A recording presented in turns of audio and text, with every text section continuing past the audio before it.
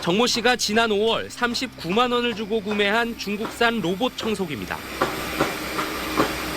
처음 작동시켰을 때부터 이렇게 이상한 소리가 나서 찍어두었다고 합니다. 계속 나다가 우리가 뭔가 작동을 잘못하고 있나 싶어가지고 고객센터에 문의하니 정상 작동음이다. 불량으로 보기 어렵다는 답변이 돌아왔습니다. 나중엔 정 씨 집 마루에 재질을 문제 삼았습니다. 재질이 어떻게 되냐 그래서 이렇다라고 했더니 강화마루랑 이렇게 사용 중에 마찰력에 의해서 생기는 소리다라고 얘기를 한 거죠. 왕복 배송비 3만 원을 부담하고 제품 검수를 맡겼지만 돌아온 답변은 역시 문제없다였습니다. 로봇 청소기 사용이 늘면서 관련 소비자 피해도 해마다 크게 증가하고 있습니다. 피해 유형 가운데선 센서 불량과 소음, 누수 등 제품 하자 비중이 75%에 달했습니다. 한자리에 맴돌며 작동을 안 하거나 청소용 브러쉬가 아예 움직이지 않는 경우도 있었습니다. 그럼에도 환불이나 교환, 수리 등을 통해 피해를 회복한 비율은 절반 정도에 머물렀습니다. 판매자가 하자를 인정하지 않고 소비자의 사용상 과실을 주장하는 경우가 많기 때문입니다. 그 사업자 약관이나 공지사항 등을 통해 품질 보증 기간, 그리고 무상 AS 조건, 청약 철회 등의 환급 조건을 확인하셔야 합니다. 포장 개봉 등을 이유로 반품을 거부하는 등 계약 철회와 관련한 피해도 적지 않습니다. 소비자원은 문턱 높이 등 집 구조에 맞는 제품을 선택하고 하자가 확인되면 사진이나 영상으로 증거 자료를 남겨야 피해를 줄일 수 있다고 조언했습니다. SBS 엄민재입니다. 로보락이 만든 현재 지난해 국내 로봇 청소기 시장에서 점유율 무려 46%를 기록한 중국 기업 로보락. 최근 로보락이 한국 사용자의 개인정보를 중국에서 수집하고 처리해온 정황이 드러나면서 논란이 커지고 있습니다. 지난 3월 말 로보락은 개인정보 처리 방침을 개정하며 중국에서 직접 개인정보를 수집 처리한다는 조항을 추가했습니다. 로보락의 로봇 청소기에는 집안 곳곳을 스캔하는 카메라와 센서 기능이 탑재돼 있습니다. 집안 구조를 기억해 효과적으로 청소하는 수준을 넘어 자칫 초상권 정보나 민감한 영상 데이터까지 전송, 수집될 수 있다는 우려가 사용자들 사이에 커졌습니다. 특히 중국이 몇 년 전부터 CCTV를 통해 다양한 형태로 사람들을 통제하고 관리한다는 소식도 전해지며 한국 사람들의 정보까지 중국 기업과 당국이 모으는 것 아니냐는 불안감이 퍼지는 겁니다. 저희 개인정보가 이렇게 팔리는 것 같아서 조금 불쾌합니다.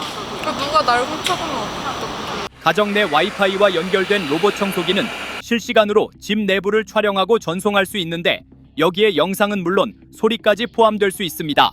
과거엔 해킹을 우려했다면 이제는 정상적인 환경에서도 개인정보 유출이 가능한 상황이 된 겁니다. 그 로봇 청소기 같은 경우에는 일단은 그 카메라가 다 설치가 되어 있습니다. 또 음성 인식 기능이 있습니다. 이제 그런 부분을 다 수집하는 거죠. 이게 상당히 개인정보 중에서도 민감 정보예요. 로보락의 최신 개인정보 처리 방침에는 중국 항저우에 있는 사물인터넷 기업 투야와 개인정보를 공유할 수 있다고 명시되었는데 투야는 지난 2021년 미국 상원에서 개인정보 유출 가능성을 이유로 제재 신청 대상에 이름을 올렸던 기업입니다.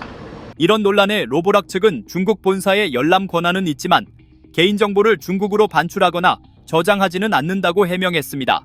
하지만 중국 본사에 열람 권한을 인정한 것만으로도 충분히 유출이 가능한 기술적, 제도적 상태로 판단되는 상황입니다. 마음만 먹으면 그런 데이터를 빼내서 다른 쪽에다가 뭐 판매를 한다든가 다른 쪽에서 악용한다든가 이럴 수 있는 개연성은 상당히 높은 것이죠. 로보락 측이 영상 데이터가 기기 내에 암호화된 상태로 저장되며 자사 서버에는 보관하지 않는다고 강조했지만 중국의 데이터 보안법에 따르면 정부 요청 시 기업들은 즉시 해당 정보를 제공해야 합니다.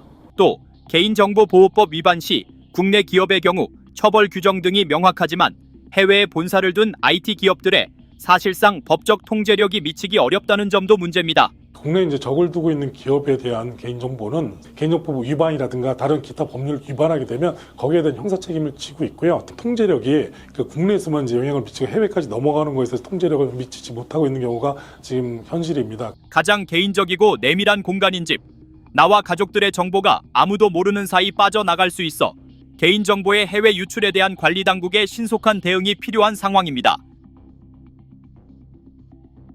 로봇 청소기 관련 소비자 피해 구제 신청이 매년 늘고 있습니다. 한국소비자원은 2022년부터 올해 6월까지 로봇 청소기 관련 피해 구제 신청이 모두 201건 접수됐다고 밝혔습니다. 연도별로 보면 2022년 37건에서 2023년 55건, 지난해 105건, 올해 상반기 77건 등으로 매년 증가세를 보였고 특히 올해 상반기 접수 건수는 작년 상반기의 2배에 달합니다.